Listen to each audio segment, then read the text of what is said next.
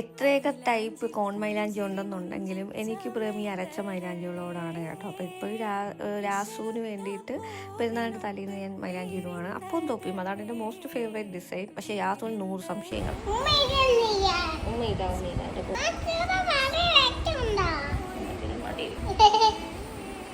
അങ്ങനെ അവളുടെ 100 സംശയങ്ങൾക്കുള്ള മറുപടിയൊക്കെ കൊടുത്ത് എങ്ങനെയെങ്കിലുമൊക്കെ ഓരോന്നൊക്കെ പറഞ്ഞ് അപ്പവും തൊപ്പിയൊക്കെ ഇട്ട് കൊടുത്ത് അത് കഴിഞ്ഞ് കുറച്ച് കാലിലും കൂടിയൊക്കെ ഇടാമെന്ന് വിചാരിച്ച് അതൊക്കെ 100 കള്ളത്തരങ്ങൾ ഓരോന്നൊക്കെ പറഞ്ഞിട്ടാണ് കേട്ടോ ഞാൻ ഈ പിടിച്ച് മൈലാഞ്ചി ഇടിയിപ്പിക്കുന്നത്. കുഞ്ഞുങ്ങളുടെയൊക്കെ കാലിലും മൈലാഞ്ചിയൊക്കെ ഇടുന്നത് കാണാൻ നല്ല ഭംഗിയാണല്ലോ. ആ കയ്യിലിടണ്ടേ മൈലാഞ്ചി? മൈലാഞ്ചി ഇട്ട് കഴിഞ്ഞ് കുറച്ച് ഫോട്ടോ ഒക്കെ എടുക്കുന്നവരാൾക്ക് കുഴപ്പമൊന്നുമില്ലായിരുന്നു. എൻ്റെ കൈയും ഒരുവിധം ചുമന്നു. പക്ഷെ അതെല്ലാം കഴിഞ്ഞിട്ട് പിന്നെ അവസാനം കൊച്ചു പെട്ട അവസ്ഥയായിരുന്നു.